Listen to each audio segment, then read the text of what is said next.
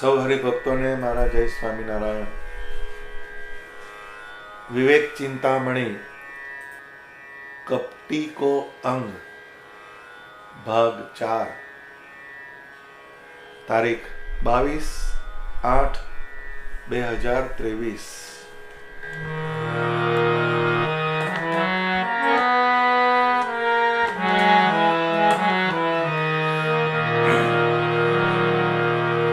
संत सोई हरि रूप है, संत सोई हरि रूप है, फेर फार नहीं लेश, मुक्त कहे यूं कपट मुनि, करत कपट उपदेश, मुक्त कहे यूं कपट मुनि, करत कपट उपदेश। कोई कोई आगे यूं कहे हम हैं हरि अवतार, मुक्त कहे यूं कपट से, करत सबन को ख्वार, करत सबन को ख्वार।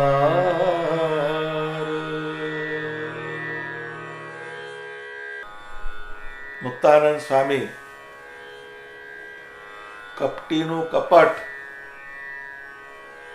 ક્યાં સુધી જાય છે એનો હવે ક્લાઇમેક્સ બતાવે છે. આપણી જે સનાતન પરંપરા છે એમાં જે અધ્યાત્મનો મૂળ સિદ્ધાંત છે એમાં જીવ, ઈશ્વર, માયા, બ્રહ્મ અને પરબ્રહ્મ આ 5 ભેદ કીધા. મતલબ આ 5 વસ્તુ જુદી છે, એક નથી. અને એ ભેદ અનાદિના છે, આજકાલના નથી. એવો કોઈ સમય નહોતો કે જ્યારે આ 5 ભેદ હતા નહીં. એવો કોઈ સમય નહીં હોય કે જ્યારે આ 5 ભેદ નહીં હોય. અને એવો કોઈ સમય અત્યારે નથી કે એમાં આ 5 ભેદ ના હોય. તો આ 5 ભેદ જે છે એ અનાદિના છે. એમાં બ્રહ્મ અને પરબ્રહ્મ જે સાધના કરે છે સાધક, એ પરમાત્માની સાધના કરીને સામર્થ્યને પામે. એમાં ભગવાન સામર્થ્ય મૂકે.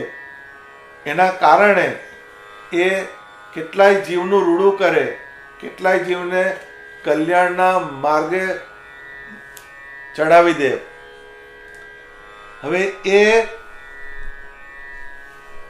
સત્પુરુષ એમાં જે સામર્થ્ય આવ્યું એ ભગવાનનું મૂકેલું છે, એ પરમાત્માનું આપેલું સામર્થ્ય છે. જેમ શ્રીજી મહારાજ સત્સંગમાં બધાને મોકલે તો શેખજીને ભગવાને સામર્થ્ય મૂકેલું. એની અંદર વાકછટા બહુ હતી. એ ગામડામાં સત્સંગ કરાવવા જાય તો ભગવાનને કહે કે મહારાજ અમે કેમ ના સત્સંગ કરાવીએ, અમારામાં તો જ્ઞાન નથી. તો ભગવાને એને લાકડી આપી, એક લીલો છેડો અને એક લાલ છેડો, અને કહ્યું કે આ લાલ છેડો અડાડશો એટલે જીવને સમાધિ થઈ જશે, અને લીલો છેડો અડાડશો એટલે જાગી જશે. આ સામર્થ્ય મૂક્યું ભગવાને એનામાં. અને એ સત્સંગમાં જાય અને સત્સંગ કરાવે. પણ એ લોકો જે છે એને સ્વામિનારાયણ ભગવાનની મૂર્તિનો યોગ કરાવવા માટે ભગવાને એને આ ઐશ્વર્ય આપેલું. બાકી એનામાં ક્યાં ઐશ્વર્ય છે? એ તો ભગવાનનું આપેલું ઐશ્વર્ય. પણ સ્વામિનારાયણ ભગવાન જ્યારે જ્યારે જેનામાં જેવું કામ કરાવવું હોય એવું એને ઐશ્વર્ય આપે છે. તો એ બે વસ્તુને ભેગી કરે. સંત સોઈ હરિરૂપ હૈ, ફેરફાર નહીં લેશ. આ બહુ સૂક્ષ્મ ભેદ રેખા છે અધ્યાત્મમાં. પ્રેમાનંદ સ્વામીએ કહ્યું કે સહજાનંદ તેરા મેરા જીયરા એક, तुम जो रहत मेरे जिय में जैसे काच में कंचन रेख, तेरा मेरा जियरा एक. એટલે મારી વૃત્તિઓ તમારા આકારમાં એવી એકરૂપ થઈ ગઈ છે કે જેમ કાચ હોય એમાં સોનાનું જડતર કરે તો એકરૂપ થઈ જાય, એક રસ થઈ જાય. પછી એ કાચને તોડે તો એ સોનાનો રસ છૂટો પડી શકતો નથી. એવો એકાત્મ ભાવ ભગવાનના સ્વરૂપમાં થાય ત્યારે એ એના પ્રેમની, એની ઉપાસનાની પરાકાષ્ઠા છે. પણ તરત બીજી પંક્તિમાં સ્વામી કહે છે, તુમ મેરે સ્વામી મેં ચેરી ચરણ કી, એહી અચલ મેરી ટેક, તેરા મેરા જીયરા એક. મુદ્દો અહીંયા આવે છે. એકરૂપ થયા પરમાત્માના આકારની અંદર, પણ સ્વામી સેવકનો જે ભાવ એ ક્યારેય જાય નહીં. પરમાત્મા સુખના આપનારા છે ને હું સુખને ભોગવનારો છું. આ એક બહુ મોટો ડિફરન્સ છે. તો એ બે વાત એને જેને સમજાય નહીં તો એ બે એક કરી દે. સંત સોઈ હરિ રૂપ હે, ફેરફાર નહીં લેશ. મુક્ત કહે યું કપટ મુનિ, કરત કપટ ઉપદેશ. આ એક વાત છે, બહુ સેન્સિટિવ મુદ્દો છે. ઉપાસનાના માર્ગમાં, અધ્યાત્મના માર્ગમાં, સાધનાના માર્ગમાં આ વાત બહુ જ અગત્યની છે. કોઈ પણ માણસ ધ્યાન યોગ તરફ જાય તો એમાં અષ્ટાંગ યોગના 8 સાધન છે. એમાં યમ, નિયમ, આસન, પ્રાણાયામ, પ્રત્યાહાર, ધારણા, ધ્યાન અને સમાધિ. એમાં 6થું સ્ટેપ ધારણાનું છે. એ ધારણા જ્યારે તમે કરો તો ધારણા શેની કરો છો એના પ્રમાણે ધ્યાન થાય ને એના પ્રમાણે તમને ભગવાનનો સાક્ષાત્કાર થાય. એ ધારણા કરતી વખતે હું બ્રહ્મરૂપ એવો ભગવાનનો દાસ છું અને પરમાત્મા સ્વામિનારાયણ ભગવાન એ પુરુષોત્તમ નારાયણ છે, હું સેવક છું ને એ મારા સ્વામી છે. આવી એક ધારણા મૂકીને જ્યારે કોઈ સાધક ધ્યાન કરે તો એને પરમાત્માના ધામની પ્રાપ્તિ થાય. પરમાત્માના ધામમાં જે ભગવાનનું સનાતન દિવ્ય સ્વરૂપ છે એનો સાક્ષાત્કાર થાય, એનું દર્શન થાય. એ આપણા સંપ્રદાયનો મૂળ સિદ્ધાંત છે. આ વાતને સમજવી હોય તો આપણે શ્રીજી મહારાજના જ વચન લેવા પડે, એનું જ પ્રમાણ થાય. હવે એ ભગવાને આ વાત 2-3 વચનામૃતમાં સમજાવી, પણ એ સમજવી પડે. એ સત્પુરુષ થકી જ્યારે સમજાય અને આપણા ઉપર ભગવાનની કૃપા થાય તો જ આવી વાત આપણને સમજાય. તો પ્રથમના 51માં વચનામૃતમાં સ્વામિનારાયણ ભગવાન એક વાત કહે છે કે એવા જે પુરુષોત્તમ ભગવાન તે જ કૃપા કરીને જીવના કલ્યાણને અર્થે પૃથ્વીમાં સર્વે મનુષ્યને પ્રત્યક્ષ દર્શન આપે છે. ત્યારે જે જીવ સંતનો સમાગમ કરીને એ પુરુષોત્તમ ભગવાનનો આવો મહિમા સમજે છે ત્યારે એના ઇન્દ્રિયો, અંતઃકરણ સર્વે પુરુષોત્તમ રૂપ થઈ જાય છે. ત્યારે તેમણે કરીને એ ભગવાનનો નિશ્ચય થાય છે. જેમ હીરે કરીને જ હીરો વેધાય છે પણ બીજા વતે નથી વેધાતો, તેમ ભગવાનનો નિશ્ચય તે ભગવાન વતે જ થાય છે. હવે અહીંયા ભગવાન સ્વામિનારાયણ જે છે એ પુરુષોત્તમ નારાયણ છે અને એ કાર્ય અને કારણ માટે આ પૃથ્વી ઉપર પ્રગટ થાય છે. એવા જે ભગવાન એનો સત્પુરુષનો સમાગમ કરીને મહિમા સમજે અને પછી એને ભગવાનનું અનુસંધાન કરાવે, પોતાની ઇન્દ્રિયોને, અંતઃકરણને અને પોતાના જીવને, પ્રાણને પરમાત્મામાં સમર્પિત કરે ત્યારે એની ઇન્દ્રિયો ભગવાનના સ્વરૂપમાં એકાકાર થઈ જાય છે. એનું મન ભગવાનમાં એકાકાર થઈ જાય છે.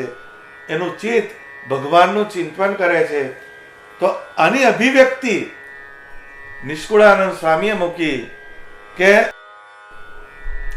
જેના શીશમાં શીશ છે શ્યામનું, જેના નેણમાં નાથના નેણ, જેના મુખમાં મુખ મહારાજનું, જેના વેણમાં વાલાના વેણ.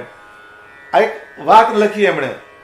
હવે જેના મુખમાં મુખ મહારાજનું, જેના વેણમાં વાલાના વેણ, એટલે જ્યારે કોઈ પણ ભગવાનના સાક્ષાત્કારને પામેલ સત્પુરુષ હોય એ જ્યારે કોઈ જીવને વાત કરે તો એની વાતમાં વચનામૃતનું પ્રમાણ હોય. એ કહે છે જેના વેણમાં વાલાના વેણ, જે વાત કરે તો એમાં સ્વામિનારાયણ ભગવાન પુરુષોત્તમ નારાયણ આ પૃથ્વી ઉપર પ્રગટ થયા અને એમણે જે વાણી ઉચ્ચારી એ પરાવાણી એ જ એના મુખમાંથી નીકળે. એ કહે છે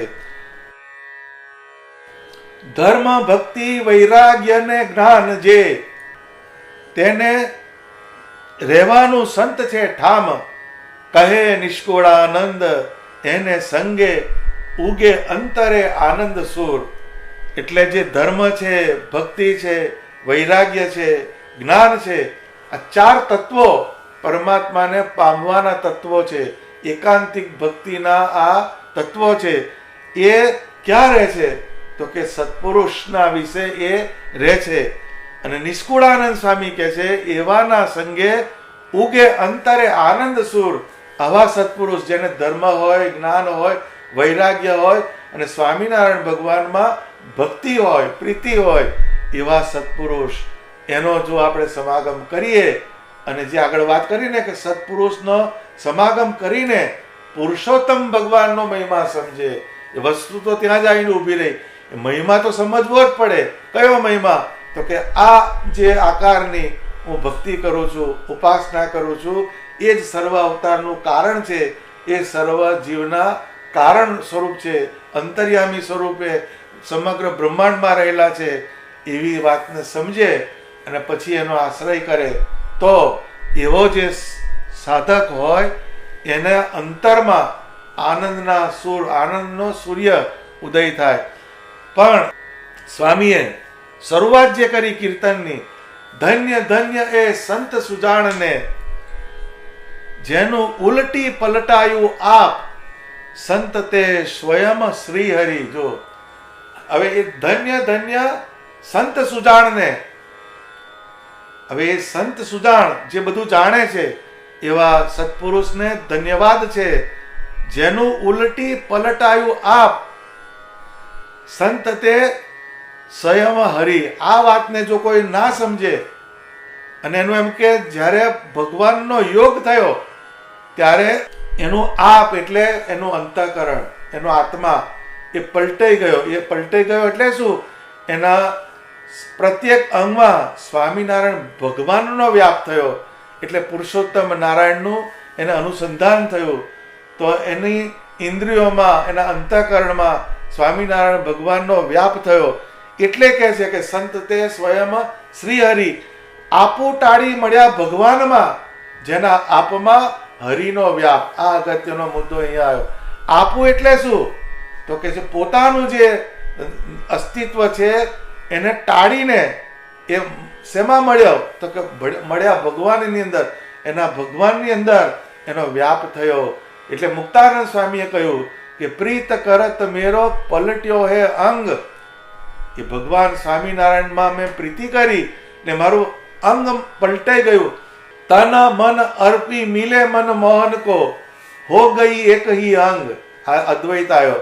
પણ મારું શરીર, મારું મન એ સ્વામિનારાયણ ભગવાનને સમર્પિત કર્યું એટલે મારું અંગ એક થઈ ગયું. એટલે આ એક ભેદ રેખા છે.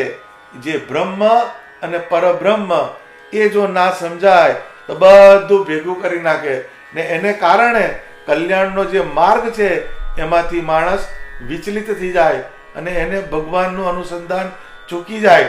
હવે આ વાતની પૂર્તિ બીજી જગ્યાએ થાય છે. પ્રથમનું 41મું વચનામૃત, એમાં સ્વામિનારાયણ ભગવાન કહે છે તેમ એ પુરુષોત્તમ ભગવાન છે તે જે દ્વારે જેટલું કાર્ય કરાવવું હોય તેને વિશે તેટલી સામર્થ્ય યુક્ત થતા રહે છે. અને અક્ષર ને પુરુષ પ્રકૃતિ આદિ સર્વને વિશે પુરુષોત્તમ ભગવાન અંતર્યામી રૂપે રહ્યા છે. પણ પાત્રની તારતમ્યતાએ કરીને સામર્થ્યમાં તારતમ્યપણું છે. હવે આ વાત જે છે એની અહીંયા આગળ લિંક બેસે છે કે જે ભગવાન પુરુષોત્તમ નારાયણ એ જેની પાસે જેટલું કાર્ય કરાવવું હોય એટલું એમાં સામર્થ્ય મૂકે. જેમ મેં આગળ વાત કરીને કે શ્રીજી મહારાજને સત્સંગ ફેલાવો હોય તો એણે લાલ છેડાવાળી સોટી ને લીલા છેડાવાળી સોટી આપી ને એનાથી સત્સંગ કરાયો. એની અંદર સામર્થ્ય મૂક્યું. એટલે એ સામર્થ્ય મૂકનાર પુરુષોત્તમ નારાયણ છે. એ સામર્થ્ય એના હાથમાં છે. જેમ આપણે અહીંયા હેલોજન લગાવી હોય પણ એ ઇલેક્ટ્રિસિટીનો સપ્લાય એ હેલોજનમાં જાય તો જ એનો પ્રકાશ થાય. જો ત્યાં સ્વિચ બંધ કરે તો હેલોજન ગમે એવી હોય એનો પ્રકાશ થતો નથી. એમ હેલોજનની જગ્યાએ આપણો જીવ અને જે ઇલેક્ટ્રિસિટીની જગ્યાએ સ્વામિનારાયણ ભગવાનની કૃપા, એમનું ઐશ્વર્ય, એ જો આપણામાં પ્રવેશ કરે તો જ આપણે કંઈ કરી શકવાને સમર્થ છીએ, નહીં તો કશું થવાનું નથી. જેમ કોઈ મોટી કંપની હોય, એમાં મેનેજર હોય, કોઈ પરચેસ ઓફિસર હોય, એને એક બંધારણ પ્રમાણે એને પાવર આપ્યો હોય કે આટલા સુધીનું એ માણસ પરચેસ કરી શકે, તો એ કંપનીના જે સ્પેર પાર્ટ્સ હોય એ બધું પરચેસ કરે, પણ નવી કંપની ખરીદવાની હોય એના પાવરમાં નહીં, એનો પાવર એટલો જ છે એની પાસે. એમ પરમાત્માએ બધામાં જુદો જુદો પાવર મૂક્યો. ગોપાળાનંદ સ્વામીમાં ભગવાને સામર્થ્ય મૂક્યું તો એ ગ્રહણ થતું અટકાવે, વરસાદ પાડે. એમણે સારંગપુરમાં હનુમાનજી પધરાયા, એની અંદર સામર્થ્ય મૂક્યું. ગોપાળાનંદ સ્વામીમાં એમના દ્વારા એમને કામ કરવું છે. એટલે પુરુષોત્તમ નારાયણ એ અંતર્યામી રૂપે રહીને પાત્રની તારતમ્યતા પ્રમાણે એમાં એટલો પ્રવેશ કરે અને કોઈ જીવનું કાર્ય કરે. પણ એ કાર્ય કરે તો આ સત્પુરુષે કાર્ય કર્યું, એના દ્વારા કર્યું, પણ સત્પુરુષે કર્યું એવું જે મનાય ત્યાં લોચો છે. એમાં સમજવાની વાત કઈ કે આ સત્પુરુષમાં સ્વામિનારાયણ ભગવાનનો પ્રવેશ થયો ને એના સામર્થ્યના કારણે આ વસ્તુ થઈ. આ વાત જો ના સમજાય તો જે કપટ ગુરુ જે છે એ એમ કે કશો ફેર જ નથી, બંને એક છે. પહેલી એક વાત લાઈન કોઈ વાંચે, સંત સોઈ હરિરૂપ હે, આટલી લાઈન વાંચીને જો તમને ઇન્ટરપ્રિટેશન કોઈ કરે તો તમને જુદા ટ્રેક પર લઈ જાય. કેમ કે પહેલી લીટીમાં એવું લખ્યું સંત સોઈ હરિ રૂપ હે, જેમ નિષ્કુળાનંદ સ્વામીએ આખું કીર્તન લખ્યું, જેના શિષ્યમાં શિષ્ય છે શ્યામનું, જેના નેણમાં નાથના નેણ. આ બધી વસ્તુને આપણે વાંચીએ તો એમાંથી એક જ વસ્તુ બહાર ફલિત થાય કે બધું એક છે. પણ જે લખ્યું ને આપું ટાળી મળ્યા ભગવાનમાં, એનું પોતાનું અસ્તિત્વ મિટાવીને ભગવાનમાં એ સમર્પિત થાય છે. જેના આપમાં હરિનો વ્યાપ. એ કોઈ વાત કરે તો એ વચનામૃતની વાત કરે, શિક્ષાપત્રીનું પ્રમાણ આપે, ભક્ત ચિંતામણીના લીલા ચરિત્રો કે કોઈ પણ વસ્તુ સ્વામિનારાયણ ભગવાનના આકાર સંબંધી તમને જે સમજાવે એ સાચા સત્પુરુષ છે. તો શાસ્ત્રમાં જુદી જુદી વાત કીધી, એમાં એક વાત સમજાવી, જે કીધું ને કે જે એકાત્મપણું થાય, ભગવાનના આકારમાં વૃત્તિ જાય તો એની અંદર ભગવાનનો વ્યાપ થાય, તો એને મમ સાધર્મ્ય ગતાહા કહે છે. ભગવાનનું સાધર્મ્યપણું પામે. એટલે સ્વામિનારાયણ ભગવાનની ઉપાસના કરે તો ભગવાનના જે ગુણો છે એ બધા ગુણોનો એની અંદર વ્યાપ થાય ધીરે ધીરે ધીરે ધીરે. જેમ ભગવાન જ્ઞાનીને નમઃ, પ્રશાંત મૂર્તિએ નમઃ, ઉદારાય નમઃ, સાધુ શીલાય નમઃ, સાધુ વિપ્ર પ્રપૂજકાય નમઃ. આ બધા ભગવાનના કલ્યાણકારી ગુણ, એ બધા ગુણ જે છે વન બાય વન એમાં ઉતરે. એના કારણે ભગવાન જેવું જ તમને એની અંદર સામર્થ્ય દેખાય. પણ ભગવાન એ સામર્થ્યના આપનારા છે અને પેલા મુક્ત છે. તો એવી રીતે નારાયણના સામર્થ્યપણાને પામ્યા એવા જે મુક્ત અને નારાયણ, તેને વિશે ભેદ કેમ સમજવો, આ વચનામૃતનો ઉકેલ અહીંયા કર્યો. આ જે સિદ્ધાંત છે એનો ઉકેલ અહીંયા થાય છે. તો આ લોયાનું 13મું વચનામૃત છે. તો સ્વામિનારાયણ ભગવાન એમાં એક દ્રષ્ટાંત દ્વારા આ સિદ્ધાંતને સમજાવે છે કે જેમ ચંદ્રમા છે ને તારા છે તેમાં ભેદ છે કે નહીં. જુઓ ને, પ્રકાશે કરીને સરખા નથી અને બિંબમાં પણ ઘણો ભેદ છે. અને સર્વે ઔષધિનું પોષણ તે પણ ચંદ્રમા વતે થાય, પણ બીજે તારે ન થાય.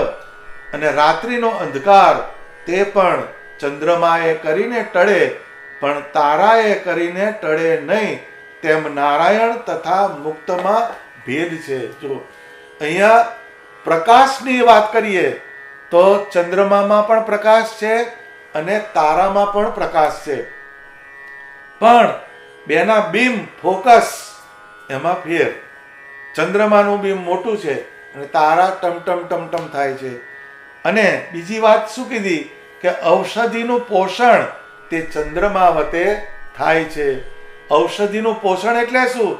આપણો ધર્મ, આપણું જ્ઞાન, આપણી ભક્તિ, આપણો વૈરાગ્ય, આપણો નિશ્ચય, આ બધા કલ્યાણકારી તત્વો એનું પોષણ કરનાર કોણ? તો કે પુરુષોત્તમ નારાયણ. સ્વામિનારાયણ ભગવાનની કૃપા, એમનું જ્ઞાન, એમના સાચા સત્પુરુષ, એનો આપણે સમાગમ કરીએ તો જ આપણા જે કલ્યાણકારી તત્વો એનું પોષણ થાય. નહીં તો એના વગર પોષણ થાય નહીં. એમ ચંદ્રમાંથી ઔષધિનું પોષણ થાય, બીજા તારાથી ના થાય.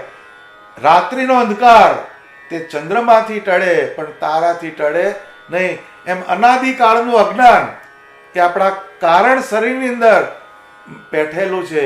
એ વજ્રસાર, એ માયા છે, એ કારણ શરીરમાં એ વ્યાપી ગયેલી છે. એ અજ્ઞાન જે છે એ ભગવાન સ્વામિનારાયણના જ્ઞાનથી, વચનામૃતથી એ ઉકેલ થાય. જેમ આ વાત છે ને, સંત સોઈ હરિરૂપ હે ફેરફાર નહીં લેશ, એનો ઉકેલ અહીંથી થાય છે આપણો. એ ચંદ્રમાની વાત છે. એ જ્ઞાન જે છે એ પરમાત્માના વચનથી થાય. એને રાજાનો દાખલો આપ્યો કે રાજા જે છે અને એના ચાકર છે એ આકાર એક પણ એના સામર્થ્યમાં ફેર છે. એમ મુક્ત અને પરમાત્મા પુરુષોત્તમ નારાયણ એમાં ભેદ છે. પુરુષોત્તમ નારાયણ તે સર્વ કરતા છે, સર્વના કરનારા એ પુરુષોત્તમ નારાયણ છે. સર્વ કારણ છે. બધા જે તમે ઐશ્વર્ય જુઓ છો, કોઈનામાં સામર્થ્ય જુઓ છો, કોઈનામાં ગુણ જુઓ છો, કોઈનામાં કલા જુઓ છો, કોઈનામાં રૂપ જુઓ છો, એના આપનારા કોણ છે? તો કે સ્વામિનારાયણ ભગવાન છે. સર્વના નિયંતા, બધાના ઉપર નિયંતાપણું એ પુરુષોત્તમ નારાયણનું છે. અતિ રૂપવાન, અતિ તેજસ્વી, અતિ સમર્થ અને કરતુમ અકર્તુમ અન્યથા કરતુમ છે. બધી વાતનો સરવાળો અહીંયા સ્વામિનારાયણ ભગવાને મારી દીધો. તો આ સિદ્ધાંત જે છે એની અંદર સમજવાની વાત કઈ છે કે મુક્ત અને પરમાત્મા એમાં એક ભેદ છે. એ બે વસ્તુને એક કે તો એ કપટ છે, એ કપટી ગુરુ છે. આગળ કહે છે સ્વામિનારાયણ ભગવાન, એમણે બધા જ શબ્દો, બધા જ સિદ્ધાંતો વચનામૃતમાં સમજાવી દીધા છે. પણ કપટ ગુરુ હોય એ તમને અવળે માર્ગે આ જ વચનામૃતનો બીજા વચનામૃત છે, વચનામૃતની અંદરથી લઈને તમને બીજા પાટે પણ ગાડી ચડાવી દે, એ કપટ ગુરુ છે. પણ સ્વામિનારાયણ ભગવાન આગળ કહે છે, અને એ નારાયણને લઈને તો જેને વિશે મોટપ કહીએ તેને વિશે સંભવે. જે મોટપ આપણે બધાની જોઈએ, જે બધા પરચા વાંચીએ છીએ, તો વ્યાપકાનંદ સ્વામીએ ઘોડી જીવતી કરી બોટાદમાં, પછી અખંડાનંદ સ્વામી સ્વામિનારાયણ ભગવાનનું સ્મરણ કરતા કરતા જાય છે તો વાઘ એને પગે લાગે છે અને 4 પ્રદક્ષિણા કરીને વનમાં જતા રહે છે. આવું સામર્થ્ય કોનામાં હોય? પણ એ પુરુષોત્તમ નારાયણના આકારનું ધ્યાન, સ્મરણ, ચિંતન એનું એ પરિણામ છે. અને એને લઈને બ્રહ્મા, શિવ, નારદ, સનકાદિક એ સર્વેને ભગવાન કહેવાય છે. ભગવાન એટલે શું? ભગ વત્તા વાન. ભગ એટલે ઐશ્વર્ય, ષડ ઐશ્વર્ય, 6 પ્રકારના ઐશ્વર્ય યુક્ત જે હોય એને ભગવાન કહેવાય. આ ભગવાનની વ્યાખ્યા છે. પણ એ ઐશ્વર્યને આપનારા પુરુષોત્તમ નારાયણ છે. અને ઉદ્ધવજીને વિશે એ નારાયણને લઈએ તો ઉદ્ધવને ભગવાન કહેવાય. જો મહારાજ પરંપરાથી ખેંચે છે વાતને. કઈથી? બ્રહ્માથી લાવ્યા, શિવને લાવ્યા, નારદજીને લાવ્યા, સનકાદિકને લાવ્યા, ઉદ્ધવજીને લાવ્યા. પછી આગળ કહે છે, અને હમણાં આ મુક્તાનંદ સ્વામી જેવા સંતને વિશે એ નારાયણને લઈએ તો એમને પણ ભગવાન જેવા કહેવાય. ભગવાન જેવા, ભગવાન નહીં. એના અંદર ભગવાનનો વ્યાપ છે. એ પુરુષોત્તમ નારાયણની ભક્તિના કારણે, પુરુષોત્તમ નારાયણની ઉપાસનાના કારણે એમનામાં એ ઐશ્વર્ય આવ્યું. અને એ ઐશ્વર્યના કારણે અનેક જીવને પરમાત્માનો નિશ્ચય થાય.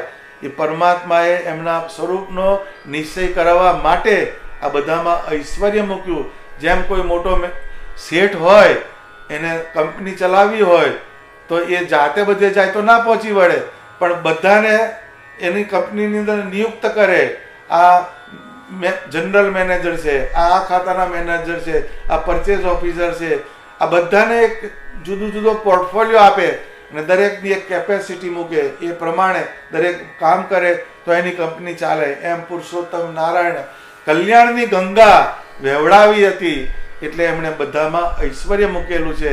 તો એ મુક્તાનંદ સ્વામીને વિશે એ નારાયણને લઈએ તો એમને પણ ભગવાન જેવા કહેવાય. અને એ નારાયણને લીધા વિના તો અક્ષરને પણ ભગવાન ન કહેવાય તો બીજાની શી વાર્તા કહેવી. એ બધા છે ઉડાડી દીધા શ્રીજી મહારાજે. એટલે આ વાત જે છે એ ઉપાસનાની સમજવાની વાત છે.